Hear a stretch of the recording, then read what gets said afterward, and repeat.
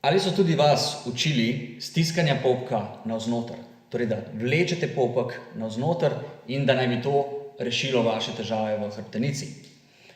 Če so vas učili, da je potrebno popek takole stiskati in vleči navznoter, zato da rešite svoje težave v hrbtenici, so vas učili napačno. Namreč ta tehnika učvrščanja hrbtenice ni primerna in ni zadostna za zagotovitev optimalne učvrstitve pri vaših vsakodnevnih aktivnostih.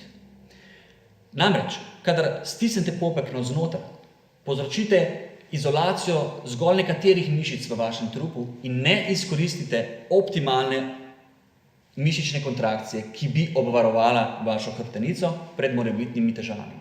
Zato si zapomnite, da predno greste v pobiranje bremen ali tudi ko samo hodite, učvrstite hrbtenico čisto preprosto, z nežno kontrakcijo vseh mišic okoli trupa. To pomeni ne zgolj spredaj, pač pa vseh mišic okoli hrbtenice z nežno kontrakcijo, kar pomeni, da mora popek ne iti navznoter, ampak preprosto se malce učvrsti. In to bo zagotovilo veliko boljšo kontrakcijo in veliko boljšo obvarovanje vaše hrbtenice, kot pa stiskanje in vlečenje popka navznoter.